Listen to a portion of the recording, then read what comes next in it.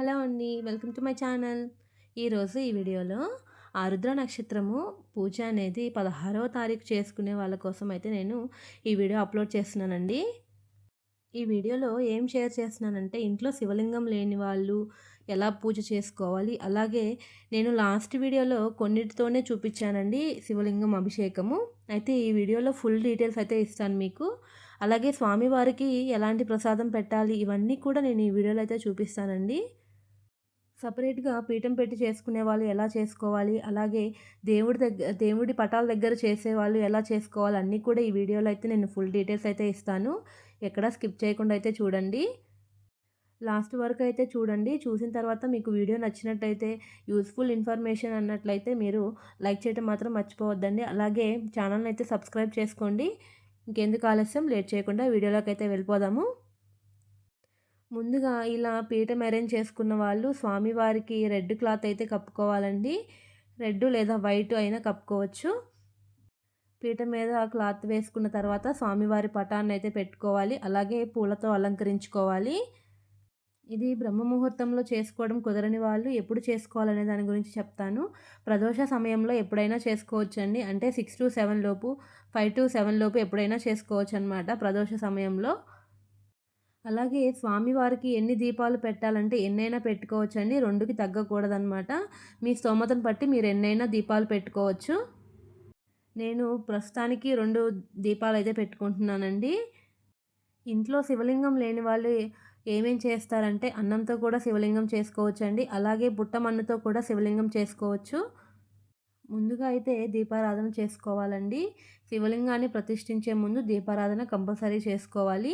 అలాగే దీపారాధన ఏకహారతితో కానీ లేదా కడ్డీలతో కానీ వెలిగించాలండి. డైరెక్ట్‌గా అగ్గిపుల్లతో అయితే వెలిగించకూడదు. దీపారాధన చేసుకున్న తర్వాత ఆ కుందులకి అక్షింతలు అలాగే పువ్వులు సమర్పించాలండి. అలాగే కుదిరితే అంటే వీలైతే ఆ రోజు ఒక్క బిల్వపత్రం ఆకు పెట్టడానికి ప్రయత్నించండి. బిల్వపత్రం అంటే శివుడికి చాలా ఇష్టమండి. సో, బిల్వపత్రం ఆకులు ఎన్ని దొరికినా కూడా పెట్టుకోవచ్చు. లేదా ఒక్కటైనా పెట్టుకోవచ్చండి. తర్వాత మనం పీఠం పెట్టి సపరేట్‌గా చేసుకునే వాళ్ళు మాత్రం ముందుగా వినాయకుడికి పూజించుకోవాలి. లేదు నార్మల్‌గా దీపారాధన రెగ్యులర్‌గా చేసే దగ్గర చేసేవాళ్ళైతే వినాయకుడిని పెట్టుకోవాల్సిన అవసరం లేదు.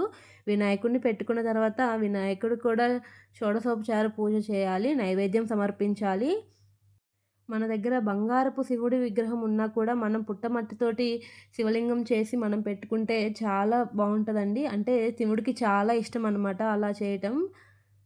పుట్టమన్నుతో శివలింగాన్ని చేసి మనము శివారాధన చేస్తే ఆ శివుడికి చాలా ఇష్టమండి. మన కోరికలు త్వరగా నెరవేరుతాయి.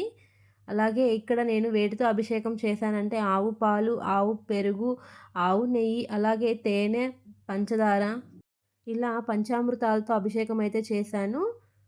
తరువాత కొంచెం నీళ్ళైతే పోసుకోవాలండి. అంటే స్వామివారిని కడిగినట్లుగా పోసుకున్న తర్వాత పసుపు, కుంకుమ, గంధం, విభూదితో అయితే అభిషేకం చేయాలి. ఇవాళ మెయిన్‌గా చేయాల్సిన అభిషేకం ఏంటి అంటే పంచామృతాలతో అభిషేకం చేసిన తర్వాత విభూది అభిషేకం అయితే చేయాలండి. అంటే భస్మాభిషేకం అయితే స్వామివారికి చేయాలి.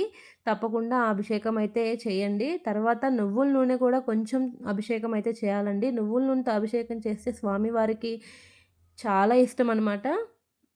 అలాగే ఎప్పుడైనా సరే శివ పూజ చేసేటప్పుడు శివుడికి అర్ధ ఆకారంలోనే మనము హారతి కానీ, ధూపం కానీ, అగరొత్తులు గానీ చూపిచ్చాలండి.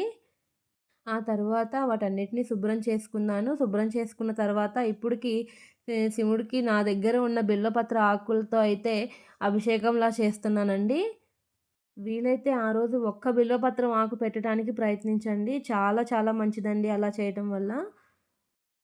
అలాగే స్వామివారికి పుట్టమన్నుతో అభిషేకం చేసేటప్పుడు ముందు రోజు మాత్రమే పుట్టమన్నుని రెడీ చేసి పెట్టుకోవాలండి. అభిషేకం చేయటానికి మట్టితోటి శివలింగాన్ని రెడీ చేసి పెట్టుకోవాలి. అప్పుడు మాత్రమే మనము తర్వాత రోజు అభిషేకం చేసుకోవడానికి వీలుగా ఉంటుంది. లేదంటే మీరు అప్పటికప్పుడు చేసుకొని ఉన్న వాళ్ళైతే మనము స్వామివారికి చూపించి వేరొక పాత్రలో ఆ అభిషేకం నీళ్ళను వదలవచ్చనమాట. అంటే స్వామివారి మీద వేస్తున్నట్టుగా భావించి వేరొక పాత్రలో వాటిని వదలవచ్చు. ఆ తరువాత ఇక్కడ స్వామివారికి అన్నంతో అభిషేకం చేస్తున్నానండి. అన్నంతో అభిషేకం చేయటం అంటే స్వామివారికి చాలా ఇష్టమనమాట.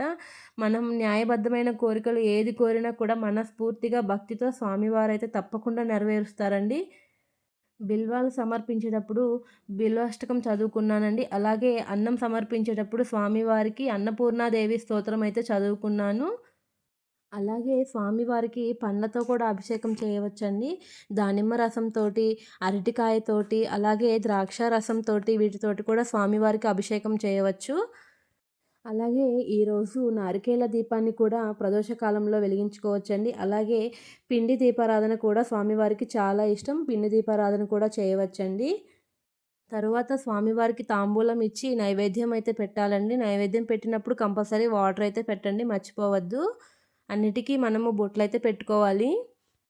నైవేద్యం పెట్టిన తర్వాత స్వామివారికి కొబ్బరికాయ కొట్టి మంగళహారతి అయితే పాడాలండి. అంటే మంగళహారతి ఇవ్వాలి కంపల్సరీగా. ఆరుద్ర నక్షత్రం రోజు బ్రహ్మ ముహూర్తంలో చేసుకోవడం కుదరని వాళ్ళు ప్రదోష కాలంలో కూడా చేసుకోవచ్చండి. ఇలా పూజ చేసుకోండి. మనసుకు చాలా ప్రశాంతతగా ఉంటుంది. ఇంతే ఫ్రెండ్స్ ఇవాల్టి వీడియో. మీకు కనుక నచ్చినట్లయితే ఛానల్‌ని అయితే సబ్స్క్రైబ్ చేసుకోండి. ఈ వీడియో కనుక నచ్చినట్లయితే లైక్ చేయడం మాత్రం మర్చిపోవద్దు. మీ ఫ్యామిలీ ఫ్రెండ్స్‌కి కూడా షేర్ చేయండి. అలాగే పక్కనే ఉన్న బెల్ ఐకాన్ అయితే క్లిక్ చేయండి. అలా చేయటం వల్ల నేను చేసే ప్రతి వీడియో యొక్క నోటిఫికేషన్ అనేది మీ వరకు వస్తుందండి. ఇలా మరిన్ని మంచి మంచి పూజా వీడియోస్‌తో అయితే మీ ముందలకి వస్తానండి. Thanks for watching.